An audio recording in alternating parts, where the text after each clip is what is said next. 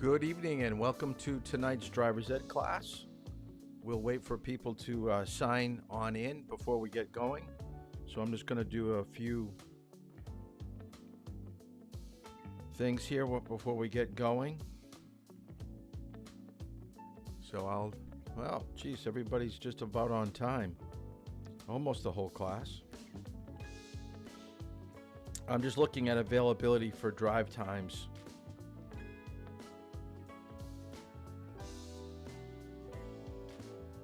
So we're filling up on the next couple days. So good evening. Let's take a look at what we have for tomorrow.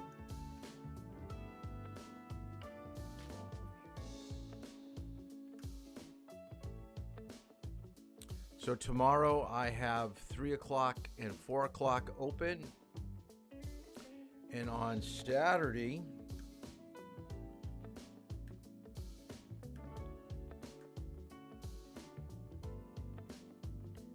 I have these times. All right. Now I'm going to do next week. I'm just going to deal with these times right now. But at the end of class, I want people to take a look at this. This is what next week looks like. So I will drive basically from 8 o'clock till 6 o'clock because I've got to get back here to set up for class.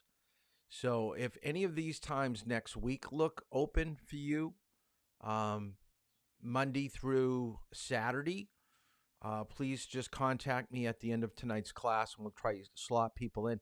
Remember, I told you I want you to at least sign up for at least one drive time a week. That is what we're aiming for. If there's more openings and more spots that I can give it to more people, then I will. But I want to be fair and give everybody a chance to do some driving.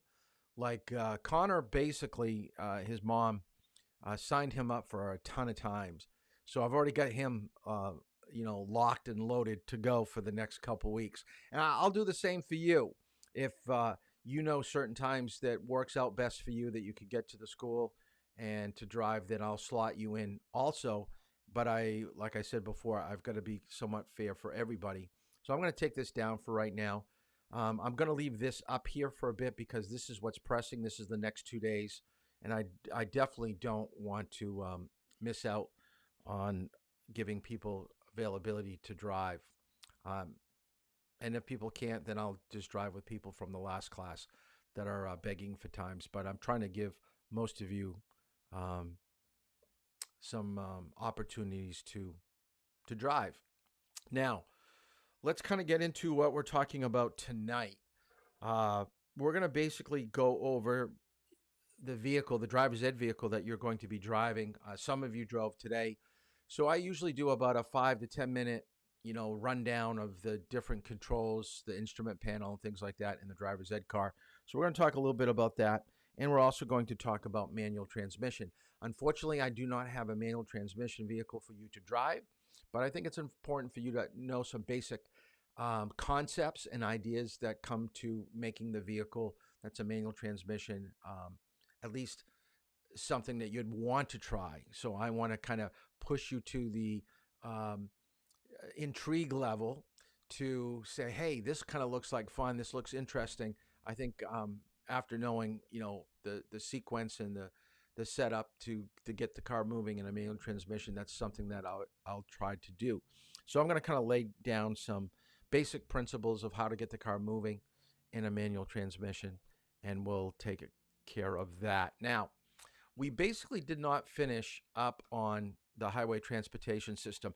A lot of you did send in some great Google map pictures of areas that you think are very difficult to drive in, people that have had issues and problems, and some of you even said had car crashes or had been injured.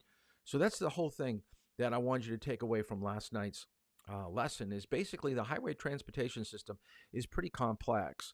We're pretty much stuck in a rut when we think about driving in a local area, because we get so used to all our intersections and all our highways.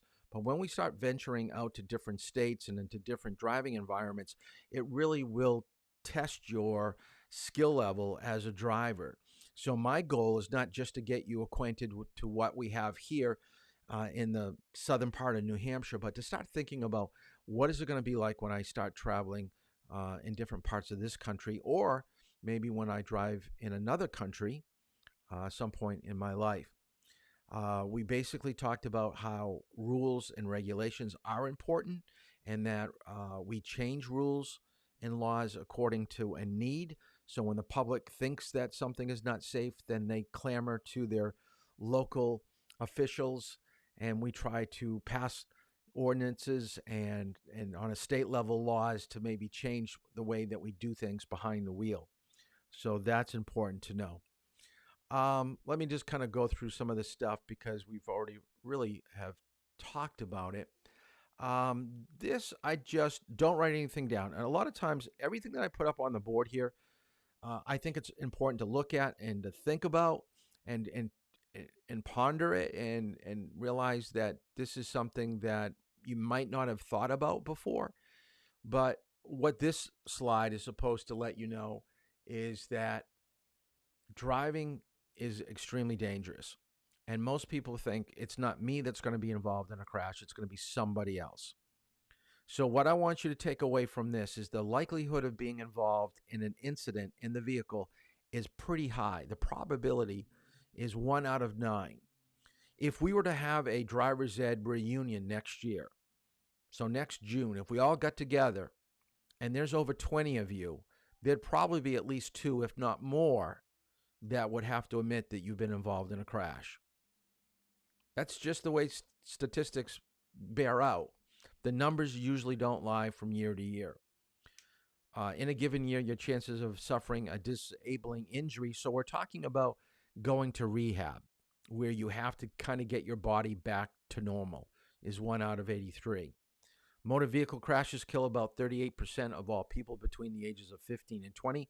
And I told you this, and this I do want you to write down. Distracted driving is the leading cause of death for people really between 15 and 24. And more than 57% of all fatal crashes involve only one vehicle. What I take away from that fact is that your first mistake is your last mistake. So people that are driving extremely fast and they run off the edge of the road or they cross the center line and hit another car, you don't get to learn from that mistake. It basically cost you your life. And it's been a while since I've gone to a funeral for a high school student. Like, it's been well over 20 years, but I have been to a few. And it's pretty sad when someone that has their whole life in front of them has it taken away because someone was careless behind the wheel of a car. And like I said, I'm not going to show you more pictures or videos of blood and guts, although I do have a long video. It's the longest video I show in driver's ed. I believe it's 30 minutes long, and it's about a girls' high school soccer team. And they are traveling in a car going too fast, and they get involved in a crash. And we're going to basically kind of go over some of the attitudes and feelings of that experience. Some survived, some did not. So we're going to do that probably in our third week of class. We saw the Making Roads Safer. Let me get to this clip. Here's a picture that I took. I took this many years ago when I was with a driving student. I had them pull over the side of the road, and this was taken from the passenger side. So I just stuck my phone out the window and took a picture of this. But isn't that kind of odd to see a telephone pole just in the middle of the road like that? I mean, that's a good 2 feet off the edge. And if you take a look at the picture, there is a telephone pole just off to the right. So anything that those wires are doing could be stretched or moved to the other telephone pole. And the other thing that I want people to take away from this is just not a vehicle that is at danger here, making a right-hand turn. If you take a look to the sidewalk, there's a support wire, very, very thin support wire. It's dangerous for pedestrians. And how many of you have ridden your bicycle on a sidewalk? Can you imagine being on your bicycle going about 15, 20 miles per hour and not seeing that wire as you come around? It could be late at night. And the only reflector on that telephone pole is that little square that looks like it's like 4x6. They should have that thing wrapped in a reflector so people know. Here's a picture of it from a different vantage point. Look at that. They even have a sign warning people. And by the way, that's right near a school. That crosswalk leads to an elementary school. And if you were to take a right to go down that street off to the right, that's where I used to teach driver's ed at a high school in Milton, New Hampshire. It just seemed odd that most kids are going to school and have to go around that pole. And by the way, they have changed that. It has been changed. It no longer is there. I don't have this video anymore, but I found this to be somewhat troubling that that traffic jam is going to be 9 days. And what happened, it was to Shanghai, is that traffic got onto the highway, but there wasn't any exits where they could get off. So they were basically stuck, and they actually brought food out to people. So some of these people did not move their vehicle for 9 days. So that's a total breakdown of the highway transportation system. They should have had that planned out, rerouting traffic so people weren't being stuck in their cars, and they were running out of gas. So it was a major, major problem. So if you want to Google it, Google a 9-day traffic jam in China, and they'll probably show you some videos. I just don't have it loaded. I don't know what I did with it. I do want you to write down this definition. Okay, definition for risk. Okay, the definition of risk is the chance of injury to yourself or to others and the chance of damage to your vehicle or property. And whether you know this or not, insurance is risk management. Okay, think about that. When you buy insurance on your vehicle, it's risk management. You're basically telling the insurance company, I believe I'm a good driver, but in case I make a mistake, in case someone hits me, I want some help paying for my medical bills and for repairing my car. Now, some people drive the entire year and never get involved in a crash.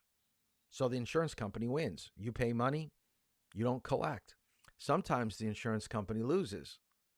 Okay, you do get involved in a crash and they've got to pay out a ton load of money. Okay, this is why I'm a firm believer that you should always have at least some type of risk insurance, and it's called liability insurance because it is real. Okay, being involved in a crash will happen to most people, even if it's just a minor thing. Like I told you, the driver's ed car's been hit twice. Wasn't our fault, but we were still hit. So it's probable. You're not going to go a lifetime without an incident. You just don't know when it's going to happen. We already talked about dangerous and vulnerable. So let's talk about ways that we can reduce our risk.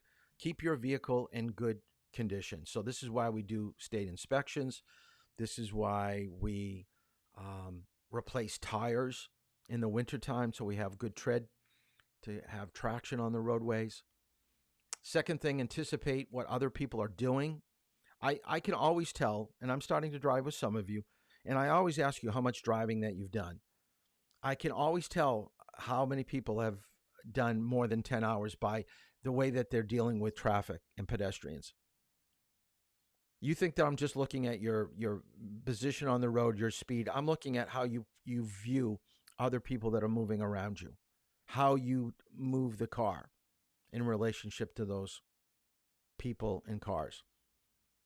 A good driver or a driver that's got a lot of experience really anticipate quite well. Those that are taken by surprise, those that are spooked, we've got some work to do. Okay. Always protect yourself, meaning always have seatbelts on, have your passengers have seatbelts on. Only drive when you're in sound physical and mental condition. We're going to see this on another slide in a moment. And make a conscious effort to develop your driving skills. Now, I only have you for a short period of time. So the classroom will be done by the end of July. Driving hopefully will be done sometime in July. Some of you will be August because you got late birthdays. But once you're done with driver's ed, you're going to go another 50, 60 years with never taking another safety class, driver safety class. So anything that you know or learn will have to be through the news or through going out and working on it on an individual basis. And I've never heard of let's just say a 30-year-old person. I'm going to pick on a 30-year-old. I've never heard of a 30-year-old person that says, you know what? I haven't parallel parked for 3 or 4 years. I think I'm going to go out this afternoon and just drive around town and parallel park and see if I can get a little bit better at it. Because I know there's going to be a time, in the next year or two, I'm going to probably have to use it. So I might as well practice it. Nobody ever does that. It just doesn't happen.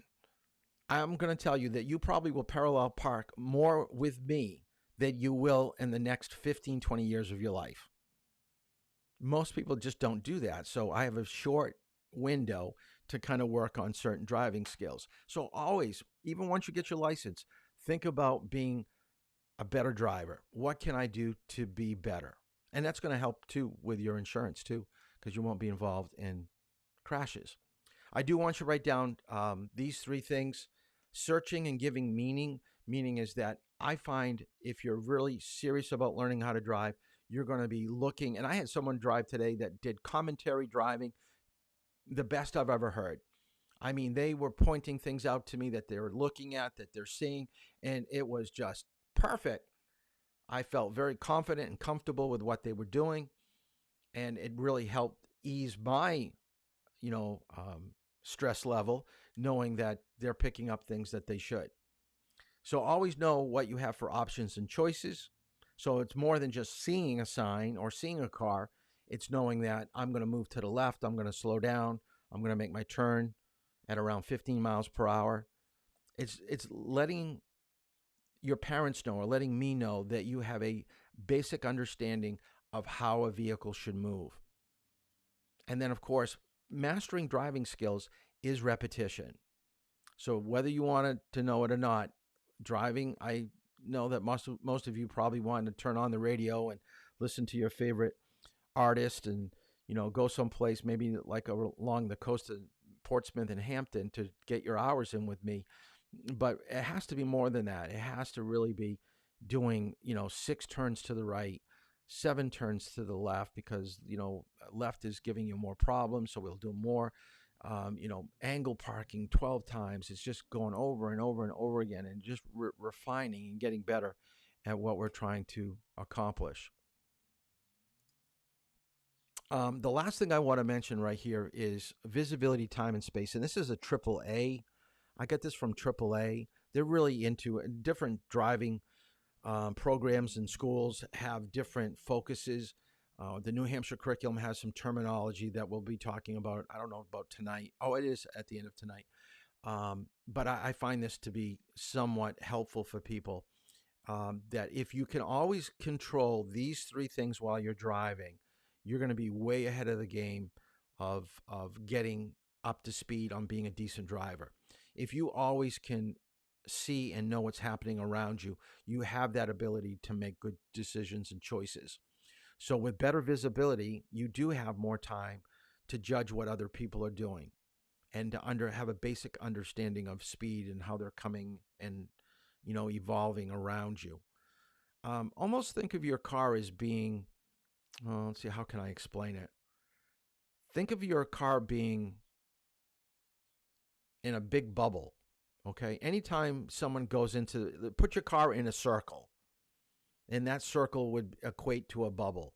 Anytime someone starts to enter into that area of your bubble, that's your personal space or your personal driving space, there should be a red light going off in your head saying, okay, there's an issue coming up behind me or to the right of me, or I'm getting up too close to the person in front of me. That should draw concern to you. And with that concern, you've got to start to adapt and learn how to move your vehicle left, right, brake to get more distance, or speed up to get away from people that are coming from behind. So it is something that you're going to have to really work at, like I said before, before we really get to where it's a muscle memory. Now, for the first time in the driver's ed vehicle, let's see if this comes up. It did not come up. Excuse me for a moment. I don't know why I'm here. I'm going to pop out of here for a second. There we go. I got to lock that, make sure this doesn't change. So I want you to take some notes now on getting into the driver's ed vehicle. And if you looked at the YouTube thumbnail that I have, it's what are the 5 things you should do before you get out on the road and drive. So we're going to kind of break down what I require from you in your first drive and subsequent drives with me. So the first thing I want you to write down is that you should have a sense of direction. You should basically know where you're going. Now, when you're in the driver's ed vehicle, it's up to me to plan out a route and give you directions. But once you have your license and you need to go somewhere, even though most people drive by familiar landmarks, you still should have a sense, and write this down, I need to have a sense of north, south, east, and west, and how routes work, how state and interstate routes work. So in the picture here, we've got 95 that goes through Maine, in through Portsmouth, down to Hampton, and into Massachusetts. And as I said last night, it goes north-south. So when you take a look at a map, and we're so lucky now that we have GPS. When I first started teaching driver's ed, and why I still have it kind of like this, I probably made this PowerPoint probably 8-9 years ago. GPS was not on every single phone. Okay, we got the smartphone probably around 2014, 2015.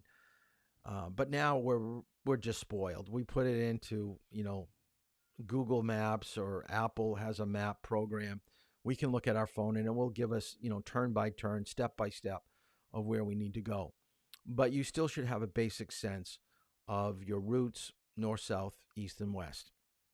The next thing I want you to write down is that always take a inventory of the way that you're feeling before you get into a car. I know this sounds probably kind of quirky, and you're wondering, what are you talking about? Take an inventory of the way that you feel. People have good days, people have bad days. And when you have an attitude, or when you are emotionally drained, when you get into the vehicle, that same emotion and that same attitude follows you. So no longer are you talking and walking and interacting with people in a school or a home. But when you get into your car, now you're in the confinements of your car and you're dealing with other people on the road. You may take out some of your stress level, and that's where road rage comes in, out on people on the road. And that's not going to be good. People that are tired, people under the influence of drugs, people that have, muscle problems like sprained ankles, driving may be a little bit of a challenge. And then think about depression and excitement. If you put on, and I don't going to put any music on right now, but have you ever had someone put on a music that has a really good beat and kind of really is a peppy song? Doesn't it make your feet kind of tap a little bit? Your hands move a little bit, your head kind of bobs a little bit. Well, guess what?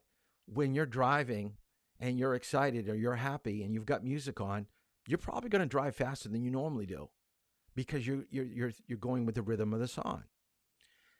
Let's go to the other extreme. Let's say that you just found out, and I don't want to really freak people out, so I'm just dreaming up a real bad situation.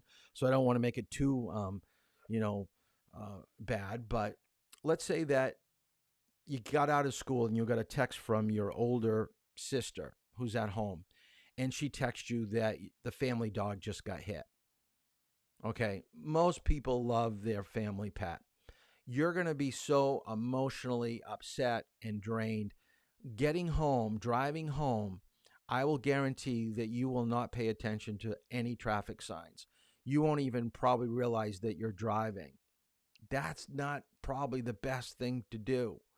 You're probably not in an emotional state to drive. And I think once we get a license and we think that we're a decent driver, at times we don't realize we may not be at our best. And when we're not at our best, we should probably think about, what are my alternatives? Can I let someone else drive for me?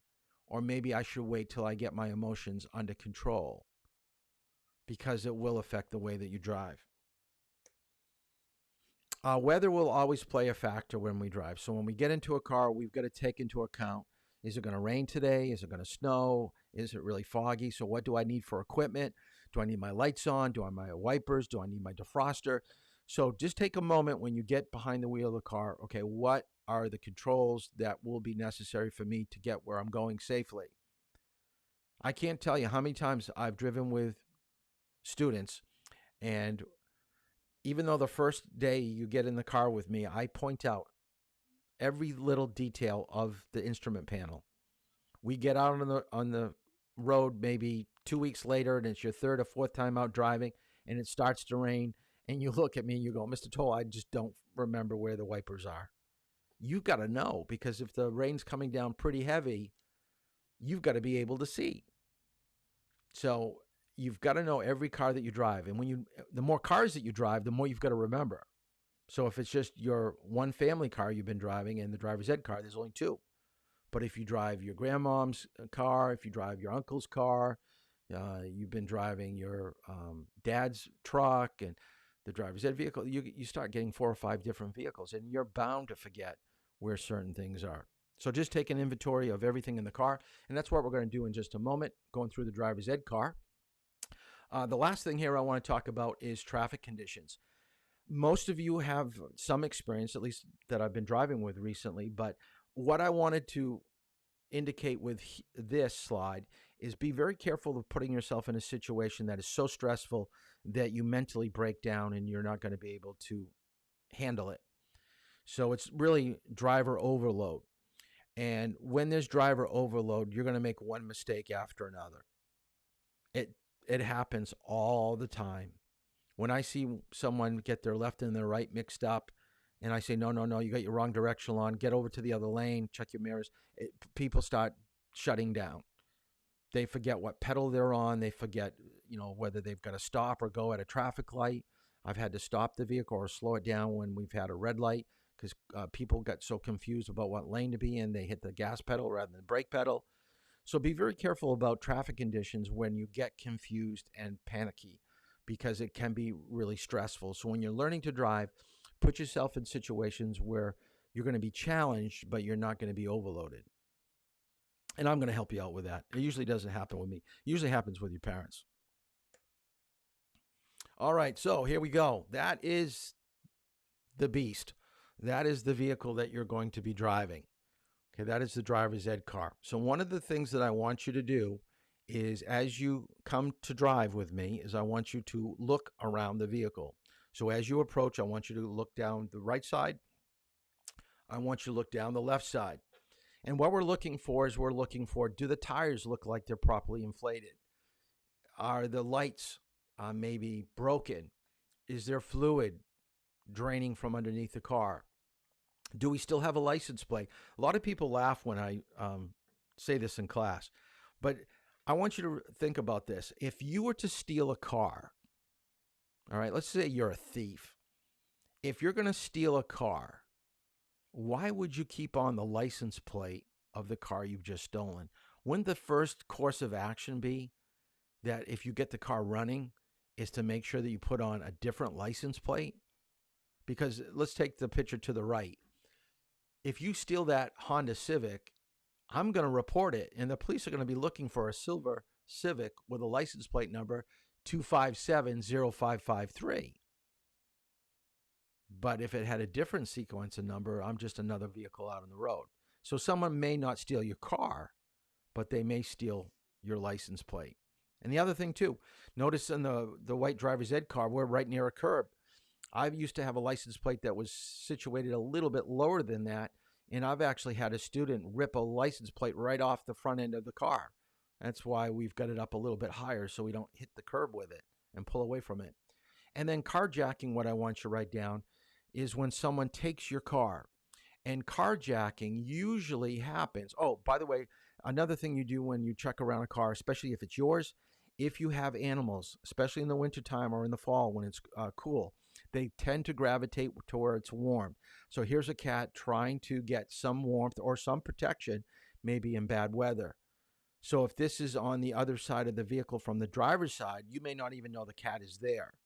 So if you have a cat, what you may want to do is just hit the side of your car a couple times to, scare it away. Carjacking happens, and I want you to write this down, happens more often in parking lots, gas stations, stop signs, and traffic lights.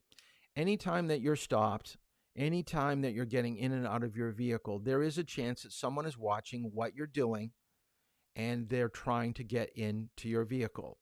The easiest car to steal is a car that is already running. So if you're in your car and you have your car unlocked, it's very easy for someone to jump in the front seat on the passenger side or to jump in the back seat. So the first thing you do when you get in a car, you should always lock the door. Now with carjacking, as you approach your vehicle, you should have your keys ready. Not that you're going to kill someone with your keys, but guess what? If they get close enough to try to take your keys, you could gouge them, on the face. It's going to be easy to find someone that's got a big slash across their face trying to steal your car. So just kind of keep I think I've got my keys with me. So I'll just get out of here for a second. Let me get to my picture here because I've got my keys out. Let me show you. Huh. I'm losing the picture again. Well,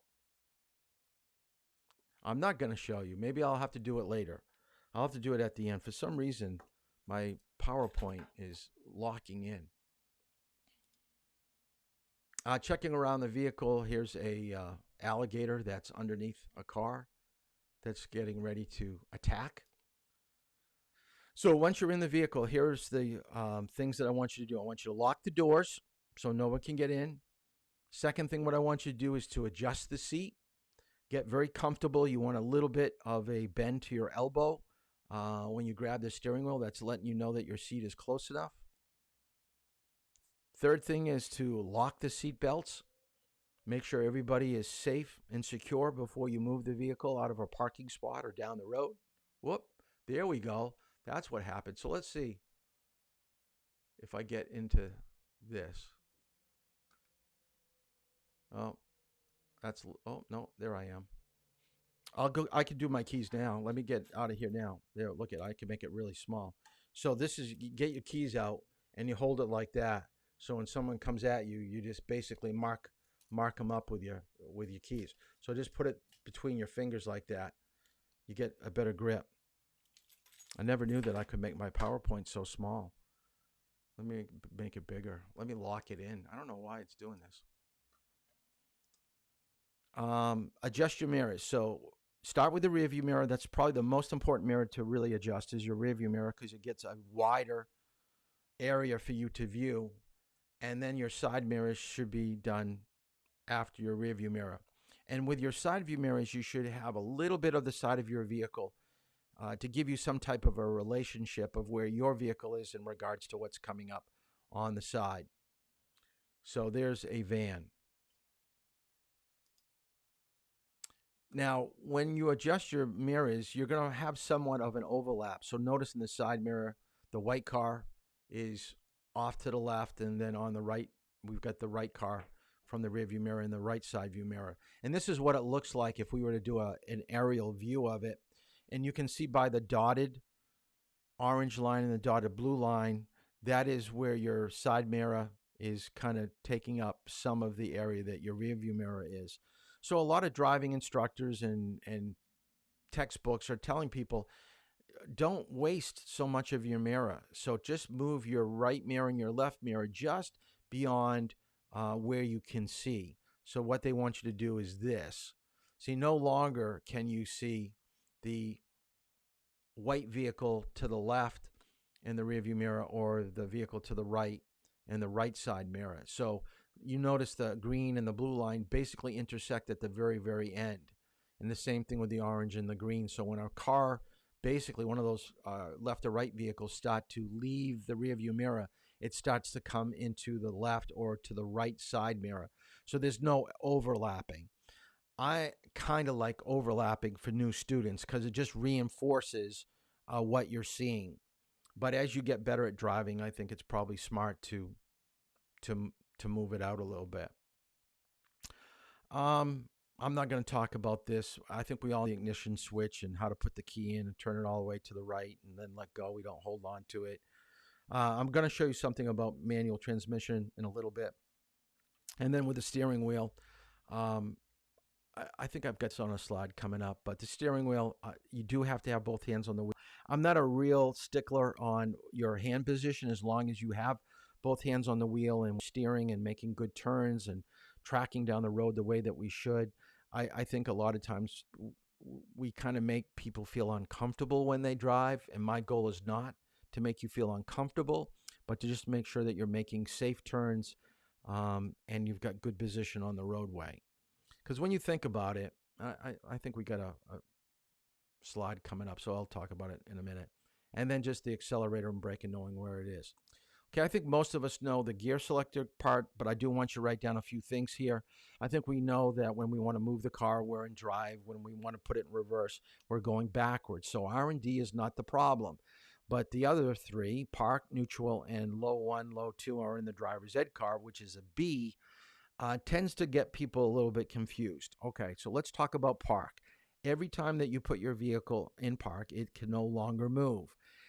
I think you know that, but a lot of times people don't realize that it's one of the only gears that you can actually start your vehicle.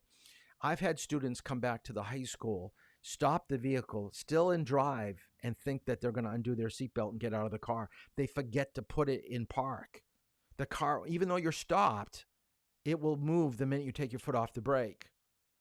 So once you're in a parking spot or in your driveway and you don't want the car to move anymore, you have to put it in park. And that's the gear that you need to be in to start it. Now, you can start a car in neutral. And neutral is usually for like going through car washes or being towed by a truck, a tow truck. So there are times you're going to have to know why you should be in neutral because your tires need to move freely. And then low 1, anything below drive, 1, 2, B, S, L, whatever. Every car has something different. What I want you to realize is that is a lower gear for bad weather or for towing a trailer at the beginning of movement. It's a lower torque, a lower gear power of your vehicle. Now, could you still, every time you drive with me, start in the gear below drive and then move it up? Yeah, absolutely. But you can't drive in the low gear really probably above 20 miles, 25 miles per hour. I wouldn't recommend it. So if you're going to be driving really slow, 15, 20 miles per hour, like it's really slippery going up a hill, I wouldn't be in drive. I'd be in low 1 or low 2. So basically you're making your car like a manual transmission vehicle. So there's the gear selector. See the B in the Camry? That's what we have in the driver's ed vehicle. As I said, both hands on the wheel. This is what most driving manuals, most instructors are really firm believers of: 8 and 4, 9 and 3, 10 and 2. So as a face of a clock, you're grabbing both hands. Like I said earlier, as long as you got both hands on the wheel, I could care less if you're at 1 o'clock and 8 o'clock, 11 o'clock and 3 o'clock. If you're making good turns and driving well and you feel comfortable, I'm not going to. I think people think in driver's ed that we take, sticky glue or duct tape and we put your hands in a certain position. You can never take your hands off the wheel or put them in a different position. That's not the way that I teach. Because I still remember being in elementary school and I had a first grade teacher that told me I held my pencil the wrong way. And I have pretty decent penmanship. I can print, I can do cursive, I can draw. Moving the pencil is not a problem for me. The way that I do it, it looks kind of funky, but it serves me well. And I think that some of you will find the same thing. The other thing I always tell people, can a handicapped person drive a vehicle? Sure they can. So could you have a person that has one arm be a licensed driver? Sure. So how can they have both hands on the wheel if they only have one arm? We compensate. We know how to make things work with that one hand. Um, Backing, and I'm going to show you a picture. I don't have the video lined up. Airbags are in the front uh, portion, or the middle portion of the steering wheel, and there is a tilt underneath the steering column. So if we need to move the steering wheel up or down, we can do that. And I will almost guess or bet that none of you will use the horn. I think I went through the whole class, my last class, the last month, 5 weeks of class. Not a single person used the horn. Were there times that they could have? Sure. So when would you use the horn? Basically, when someone's backing out of a parking space like downtown Durham, that they don't see you, so you don't want them to come out any further, you would beep your horn. When there's a bicyclist that's about to maybe come out in front of you and they haven't looked over their shoulder, or maybe a pedestrian, you're beeping to get somebody's attention. You're not using the horn as a sign of disgust. You're just getting someone's attention so they slow down, stop, and look at you. That's what we want to do. So this is my wife. She's giving an example of how you can steer with one hand in reverse. You put your left hand up at 12 o'clock, your right hand behind the seat. Look down the middle of the car. That is acceptable. On your driver's test, they do not mind if you do that. Okay? That shows that you're looking at where you're going. And that really is, it's more comfortable that way. I find people trying to keep both hands on the wheel in reverse, it gets a little bit too uncomfortable. Whoop. This is a 9-3 hand position, getting ready to do hand over hand. So she's getting ready to turn to the left into that parking lot. So she's going to start her turn with her right hand, and then the left hand crosses over on the top. When you do something called push-pull, you have a lower hand position, and you shuffle the wheel from the bottom. You can use either of these techniques to turn a wheel, but I want you to be consistent and I want you to be smooth. If you are having difficulty with turning the wheel, I will probably take you somewhere where we can work on it a little bit, and we'll see if we can basically fix the problem or start a new trend, start a new habit. Because if your old habit, or the way that you're doing it now, isn't making decent turns, you better break it now, because you don't want it to be set in stone where you're not going to be able to change it, because it's going to be frustrating and people aren't going to be comfortable driving with you. I'm a firm believer of only using one foot for the brake pedal and the accelerator. So put your heel on the floor and kind of pivot between the two. And then put your left foot over on, there's a little piece of plastic. It's called a dead pedal. And you put your foot on the dead pedal to basically prop up your back. So when you're making a turn that's too fast, you push on your left foot, and that's going to push your back up against the seat, and you're going to be more upright. So if you were to leave the roadway and hit a tree or whatever, the airbag will come out to your upper body, because sometimes when you leave the road, your body tends to go up against the window or go towards the middle of the car, and then when the airbag comes out, you're not there, so the airbag's not really helping you. And plus, we want to make sure that you're in your seatbelt, so you stay behind the wheel of the car. The next thing, there's the dead pedal. That's what it looks like, that piece of plastic. And that metal, shiny metal rod, that connects your brake pedal to my brake pedal. So we share the same system.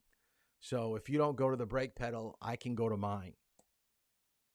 Okay, now for some terminology. You do have to write this down. I will test you on this, so make sure that you do write down. Do not write everything down. Just a brief description of what I'm talking about. So the first thing I want you to do is to write down light acceleration. Okay, light acceleration. And then all I want you to put down, used for smooth starts in the beginning of turns from a stop position. Don't worry about the top part. The top part is basically giving you an example. So I was trying to think, how could I explain how lightly you should use the pedal? And I thought, well, if you put a sponge in water and took it out and put it on a table, that water is still inside the sponge. So how do you get some of the sponge to release some of that water? Well, it's just light pressure, and you'll see it oozing off onto the table. The gas acceleration is the same thing. Push that pedal ever so lightly, like you're just trying to squeeze just a little bit of water out of that sponge.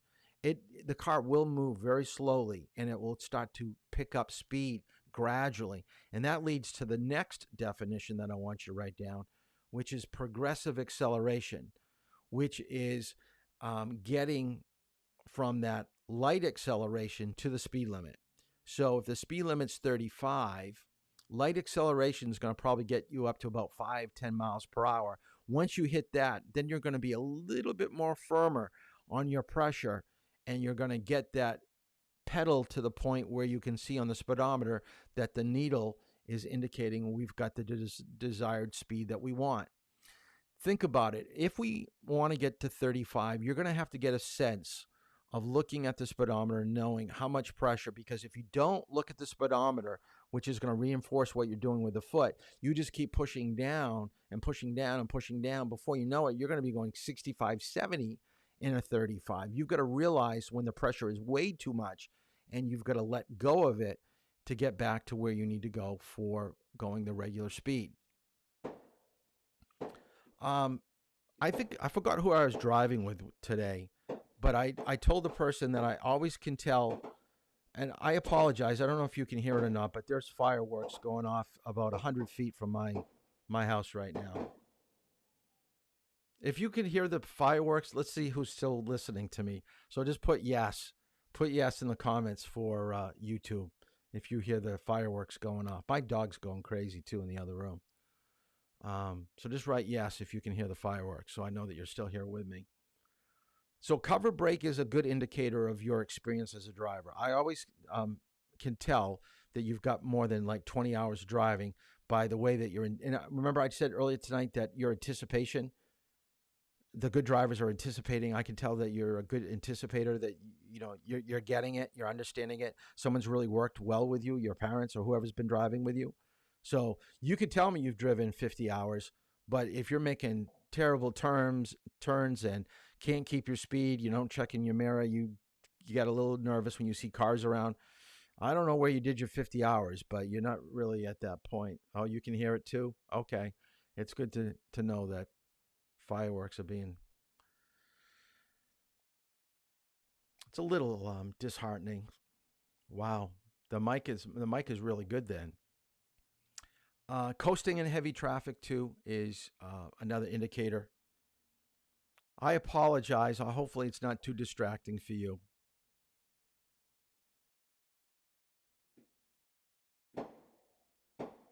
Yep, there they go. Still going.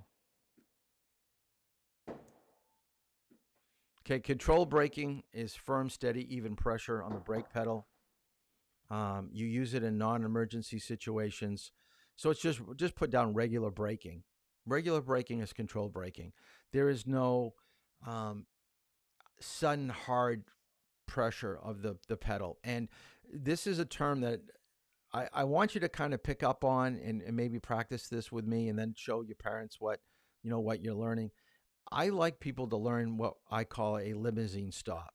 If you've ever been in a limousine, you know that they're being hired to travel or to get people around. And a lot of times people will be working on their laptop or they'll be eating. So any sudden movement by the accelerator or the brake may make them drop whatever they're doing. So they've been taught, as a limousine driver, try to stop about 10 to 15 feet before where you want to stop. And just before the vehicle has that violent kind of dipping down, or what we call pitch, you let go of the brake pedal a little bit, and then you move up the last 10, 15 feet. It takes away that harsh, snapping forward of the head. So if you've got people in your car and their head is snapping when you're braking, then that means you're not using the pedal correctly, and you've got to get better at limousine stops. Trail braking is a light decrease of pressure on the brake pedal. It's used in the following situations. As we just said before, in limousine stops, backing out of driveways or backing out of parking spots, inching forward in heavy traffic, to creep or move forward at a walking pace, and you're going to use trail braking at the beginning of a moving turn. So we do a lot of trail braking in the driver's ed car. We always want to be under control, and I always find the brake pedal is what's going to help control you. I'm looking for one person that's not here yet. Sam. I haven't heard much from Sam. I want Sam to put up here on YouTube so I know that he's still here. So, Sam, if you're still here listening, I want to see your name coming up. And I want you to write down um, the definition of um, progressive acceleration. So, Sam, that's your cue because I have a feeling you're not here with us. So, Sam, I'm calling you out. You got to put your comment up here on YouTube. Threshold braking is applying maximum force. And think about this, you cannot break the brake. So when someone comes out in front of you, like a bicyclist or a child, hit that brake as hard as you can. You're not going to damage the vehicle, but you're only using this in extreme situations. The brake is the most important pedal.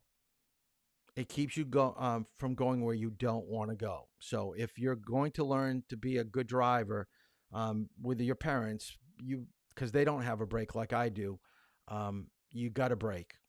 All right. Both pedals need to be learned within 10 minutes once you get to be a good driver. So it doesn't really take you too long when you get into another vehicle. Both pedals can make the vehicle go faster or slower. And the brake, parking brake, keep the vehicle.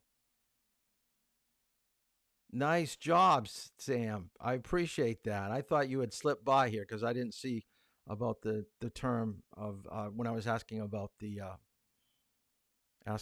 fireworks. So you're still here. I appreciate that. The other thing too that I don't have from you, so I don't want to really point you out, but you've got to text me your get my phone number from that sheet that I gave you and text me your full name, and I want to contact you about setting up driving. You're the only one that I don't have in my contacts, so I've got to do that. The next thing here, what I want you to do is to check your gauges. So now we're going to be talking about lights that are illuminating once you start the car.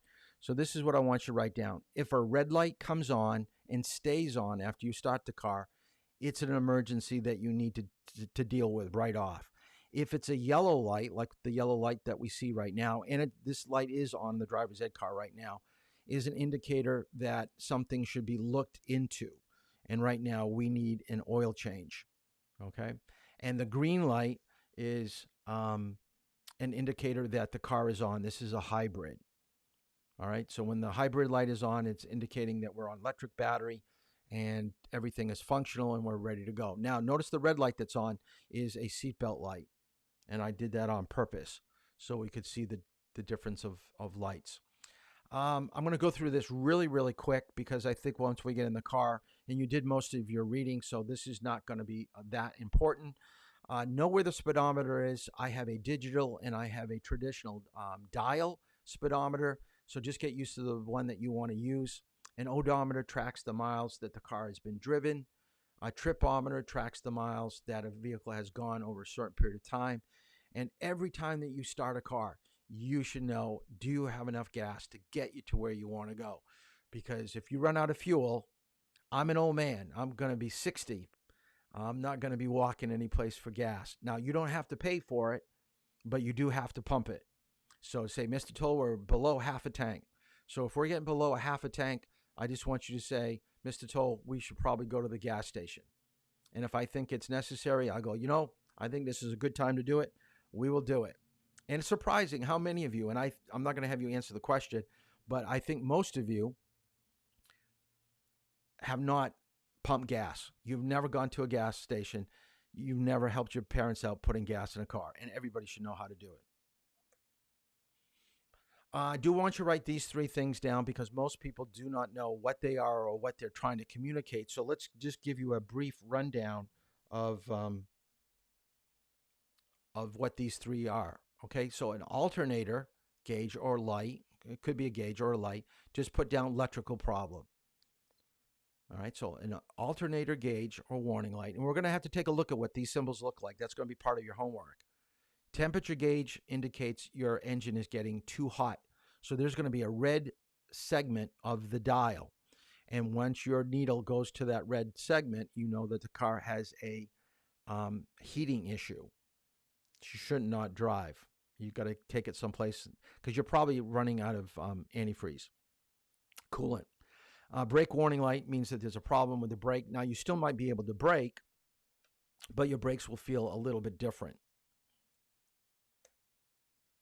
Oil pressure is probably the most important gauge to know where it is. That means there's not enough pressure circulating through the engine to get oil to the engine, and you should stop as soon as you can. To give you a basic rundown, let's see if I can get out of here for a second. Let's see if this works. Okay, I'm here. Oh man, I lost it again. How can that be? Huh. All right, oil, okay, metal parts. So if you take your hands and you move it like this real quick, so do this even though I can't see you, do what I'm doing right now. You should feel heat. You should be feeling heat. So you've got metal parts in your engine that are going up and down. So there has to be oil between those metal parts so they get lubricated. So there's not an issue for the engine. So when the oil is not correct, then you're going to have problems. Oh, great. It took me right back to the beginning. All right, so I'm going to have to go way, way, way up. So just bear with me for a second. I think I know where I'm at. I don't know why it didn't lock in. I love technology. Oh, there we go. Oh, I'm going way too far now. Oh, that's the homework. Took me right to the end.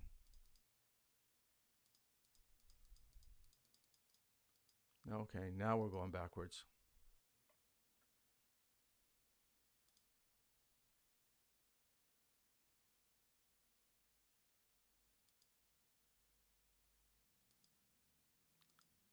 Just bear with me. I got to go a little bit slower because I was going so fast.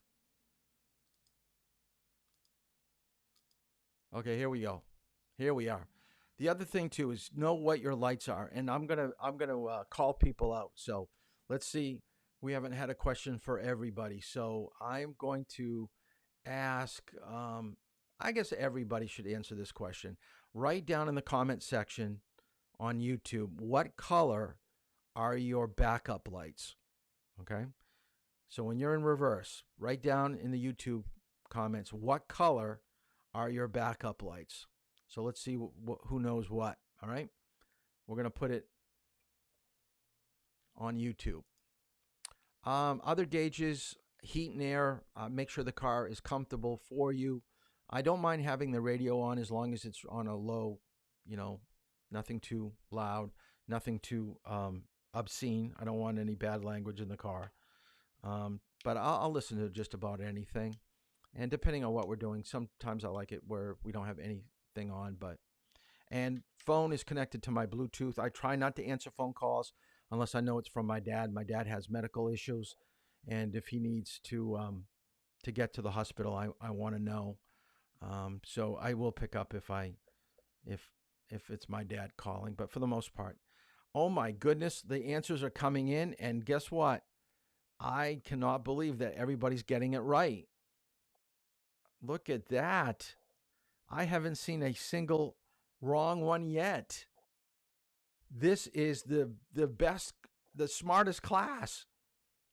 My last class said they were red. I couldn't believe my last class thought backup lights were red. And I said, well, how can they be red? What color is your brake lights? But I had half of my class, the last class, thought it was a red light for backup. On the floor, we've got the gas trunk and hood. So these are just some basic stuff to know about the car when we get ready to drive. All right. Now, the last thing that I want to do is talk about manual transmission. Let's see what the next slide is. Let's see if I wipers, headlights. We got that. Okay. That's homework. So I'm going to do that in a moment. Let's get to manual transmission. Wow. I don't know why this is doing this to me. Okay, let me get out of here. Okay, manual transmission. Um, if you hear someone say, "Can you drive a standard transmission?" or "Can you drive a manual transmission?" they're one and the same. It's the same type of vehicle. It's a vehicle that has a clutch, a brake pedal, and a accelerator, and a stick shift in order to move the vehicle. An automatic car, like we have in the driver's ed and what we just talked about tonight, once you put it in drive, it will take you up to any speed that you want to go. You don't have to remember to be in third gear to be going 35, 40 miles per hour. See, when you drive a manual transmission, you got to remember at what gear you need to be in at what speed. So it's a little bit more of a thought process type of thing. So let's kind of break down the terminology. So there are three things that you're going to learn how to maneuver and to work in coordination with one another. You're going to have to work a clutch pedal. You're going to have to use the stick shift, and you're going to have to use the accelerator. Now, yeah, the brake does come into play too, because you're driving, and sometimes you're going to have to slow down. So yeah, there's a brake pedal too, but I should put accelerator, brake pedal. Um, but it's really important that you know that you're doing three things at the same time. You're clutching, shifting, and accelerating all at the same time. So there's three things going on. When you're driving an automatic, it's just really one thing. It's accelerating and steering. And we could put steering up here too, because you got to steer when you're in a manual transmission. So, what is the clutch? What does the clutch do? The clutch is the pedal to the left of the brake, as we just said, and it must be fully pressed down. It must be disengaged, which means that there is no connection between the transmission and the engine. So, the transmission is what's making the movement of the wheels. Okay, and the engine has the pistons and everything else. I know it's really complicated here, but it's all tied together. So when letting up on the clutch, the transmission is now engaged and you can now move the vehicle. So when you let go of the clutch pedal while you're pressing down on the accelerator, there's going to now be movement of the vehicle. It's going where the clutch is letting go and we're getting engagement to move the car. The shift. Now, depending on the type of vehicle that you have, it could be a 3-speed, 4-speed, 5-speed. It doesn't matter. It just means that the higher the number or the more numbers that you have, the more shifting that you're going to be doing. So just realize in a 5-speed here, you're going to be constantly moving that shift up and down into those different gears. Now, this is what I may test you on. So I don't test a lot on manual transmission, but the friction point is the point where the engine and the transmission is engaged. So when you push down on the clutch pedal, you can now shift. You can now move it to a gear. Once you let go of the clutch pedal and get halfway up, the car is going to start getting engaged, and we call that the friction point. So you're going to feel the movement of the car. You're going to hear the engine kind of change, the way that it sounds. It's going to get a deeper growl to the movement of the vehicle. And most people don't realize this, but if you have a difficult time learning the friction point, if you go to a parking lot and put the car in reverse and let go of the clutch, you're going to learn that friction point easier in reverse than you do in drive. Once you learn that friction point in reverse, then go someplace and practice going from first gear and then shifting to second and third. Once you get the car moving, really shifting to the next gear is not difficult. The hardest part about a manual transmission is when you are stopped, is getting the car to start to move, because a lot of people will pop the clutch and have some major, major issues. Now, when you're stopped on a hill, it's important to realize if there are people behind you, you don't want to back into them. So using your parking brake or emergency brake, which is one and the same thing, it stops you from rolling backwards. All right. So use the parking brake until you feel the friction point, and then you drop the parking brake and you're able to move the vehicle now. These are the gears. I don't want you to write this down. And I did it simplified. So if you're in a 5-speed, this is kind of probably what gear you're going to be in for what a particular speed. And try to always go a gear at a time. That's going to reinforce what you should be doing. And then when you have to what we call downshift, you're going to be going to a lower gear and you're going to be going down one at a time. So when would you downshift? That will help you slow going down a steep hill. and so it helps you not to brake as much. And then basically, if you're at the bottom of the hill, you've got to be at a lower gear to gain up speed. So you don't want to be in fifth gear anymore. You might want to be in like third. So downshifting is going to help the movement to get up to the next hill or the next possible place you're going to be driving. All right, let's take a look at a video. I've been talking for a while, so let's listen to somebody talk about manual transmission. So you want to drive a car with a manual transmission? Well, I have bad news and good news. The bad news is there are fewer models on the market now than ever before that have a proper 3-pedal manual transmission. The good news is the ones that do offer the feature are easier to learn on than old cars were. Whether you're going to drive a new car or an old car, I commend you, and I'll get you started. Now, the first part of the lesson is I'm going to explain what's going on when you're operating the manual transmission. Now, it isn't absolutely necessary. It could just be about a stick and a pedal. But what I found is people tend to grasp this a little bit faster, learn faster if they understand what is actually going on under the surface. A car with a gas or diesel engine has a transmission with multiple gears for the same reason a bicycle does. A good bicycle, not one of those retro hipster one-speed bikes, please. The idea behind having these gears is you can pedal only so fast, and you'll reach a certain point, and to go faster, you need to shift up. Same thing is true with a car's engine. Let's take a look at the tachometer.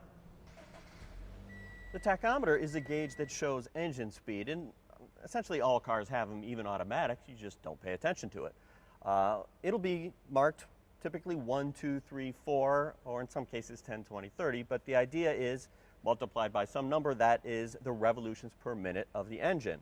And when you hit the gas a bit, you'll see the needle goes up as the engine speed increases. Typically, though, a gas engine will run only up to about 6,000 to 8,000 RPM. It depends on the car, and there are some exceptions. In this car, it's about 7,400 RPM where you see a red line begin. And that red line is called the red line. And the engine is not supposed to run in the red line because it can be damaged. Now, newer cars are less likely to actually incur damage than older ones, but still, that's not where you want to be. So, if you want to go faster and faster in a car, you need to be able to shift to the next gear. Simple, right? Just like a bicycle. Well, there's one area where it's not like a bicycle.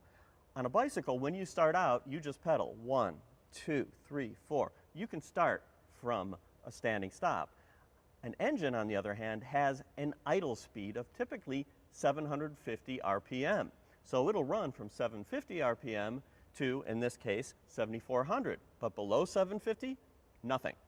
So what's happening is, when you're sitting still, your engine is going 750 RPM, and your transmission and the gears are not moving at all. And you've got to get them going together at the same speed. And that is going to be your job through the use of the clutch pedal.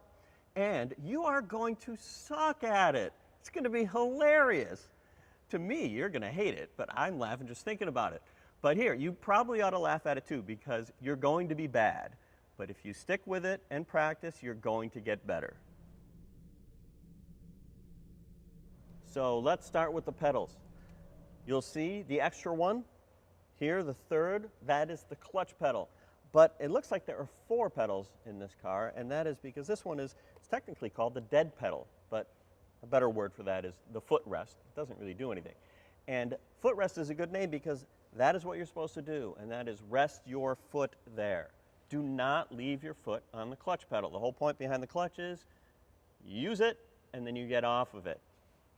Put your foot on the dead pedal or the footrest. Here's an important tip before you even get started. When you're operating the clutch pedal, you need your whole leg. You're not putting your heel down, anchoring it like you might with the accelerator pedal and just tilting at the ankle. You need your whole leg. It's a little bit more like a brake pedal in that regard. Also, when you apply the pedal, you always go all the way down to the floor and release all the way out.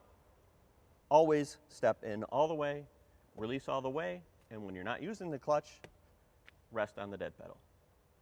Now, before you even head out, if you're just learning how to drive a manual transmission, think ahead and wear sensible shoes. You don't need fancy driving shoes or anything, but here's a tip. Don't wear a big clunky shoe, and don't wear anything with a big heel.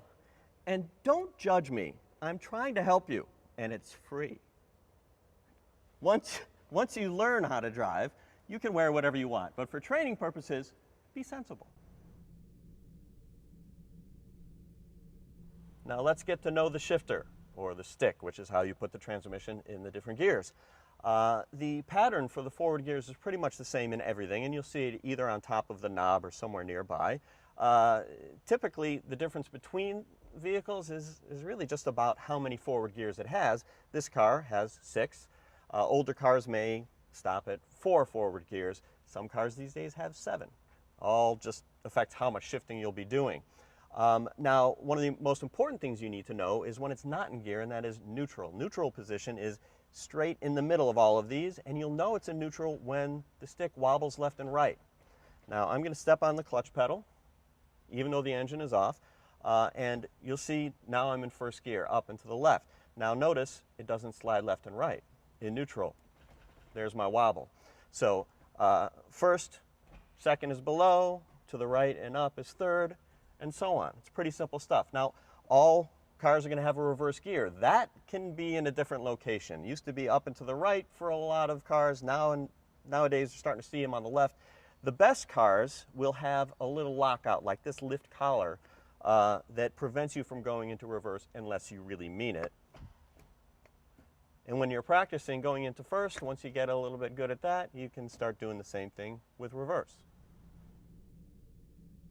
Okay, you want to find an empty or nearly empty parking lot or road, and it's important that it be flat because you're going to be practicing taking off in first gear and reverse, and the effects of gravity can just complicate things.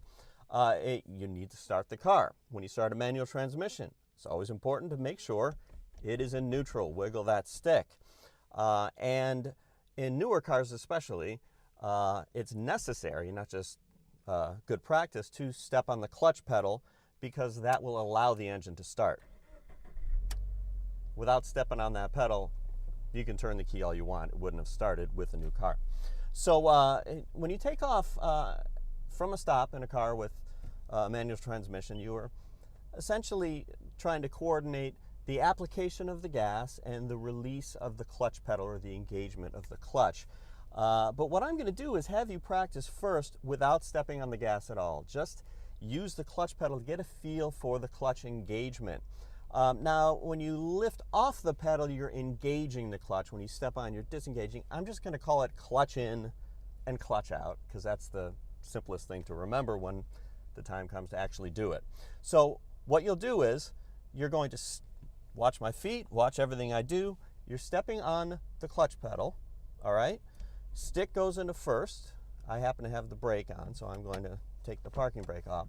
And then you're just going to slowly let that clutch pedal out. See what I'm doing right now? Now, if you have a newer car, this is actually a little easier because the engine control unit, the computer, senses the load and will compensate and give you a little bit more gas. So here you can see my foot's off the pedal. I'm in first gear and I'm moving. Pretty simple stuff. Every car is different. I'm going to do it again for you.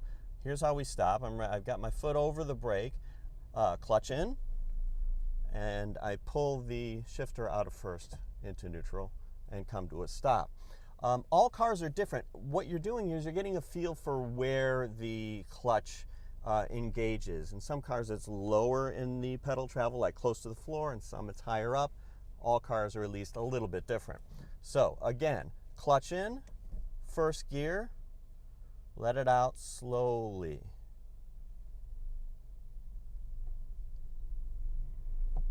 And there you go. You putter around. You can putter around a little bit in first gear if you want to. We'll discuss whether or not we drive in first gear in a bit. So clutch in, stick into neutral, brake, we stop. Now it's actually the same situation for going in reverse, aside from the gear being different. Clutch in, I'm lifting the collar as necessary for this, putting it in reverse, and slowly letting that pedal out. Now I am looking behind me and I have a backup camera, so I don't want it to look like I'm just blindly backing up. There we go. and we're moving. Now you might find that, I'm going to stop now, ready? Remember, clutch in, brake, and take the stick into neutral. Reverse gear tends to be a little bit faster than first because it's the only one you got. So it will feel a little bit different. You're going to want to practice with that too.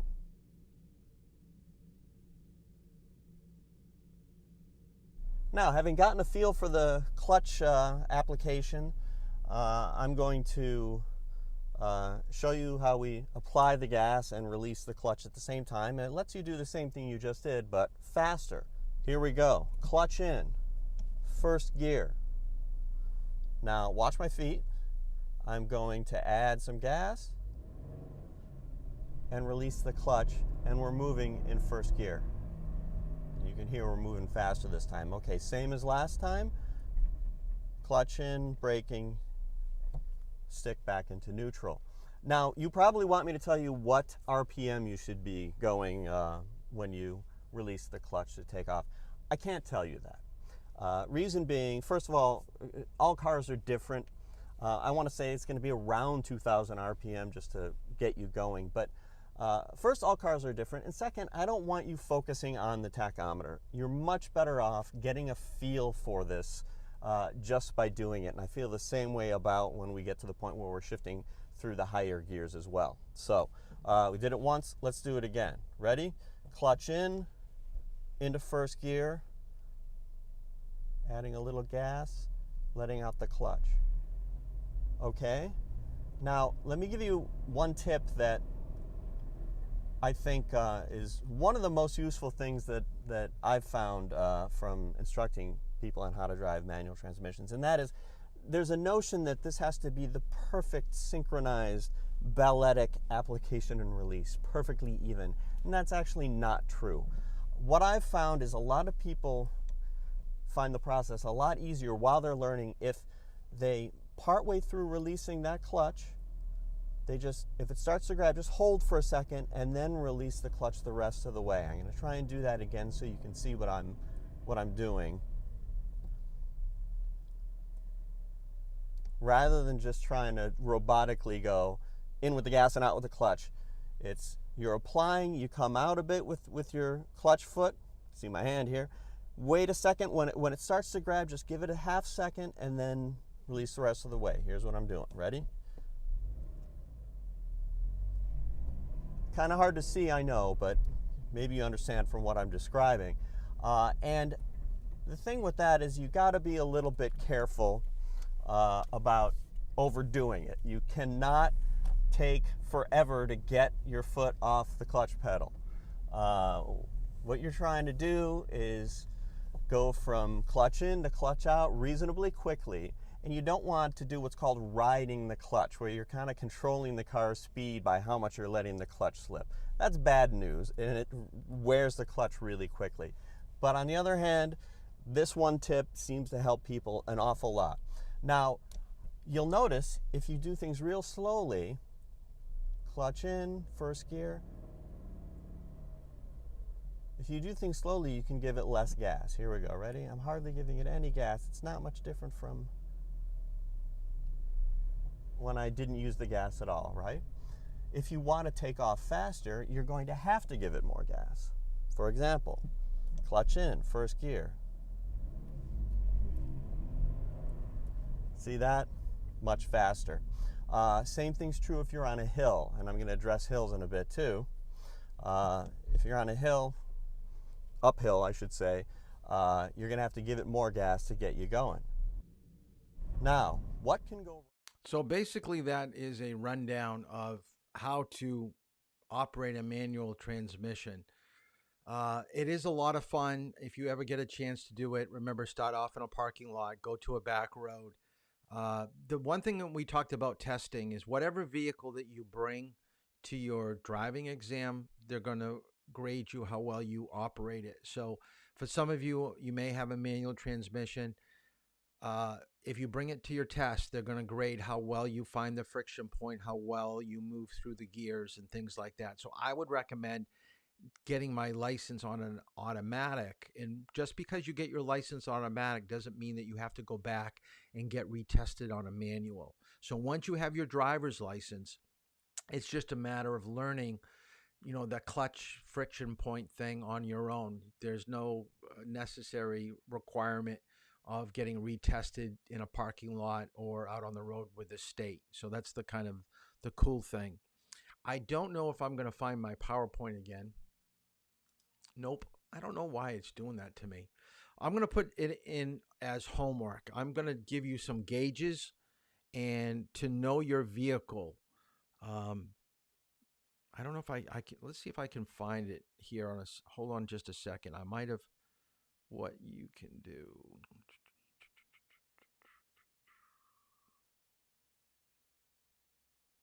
Trying to see if I've got it.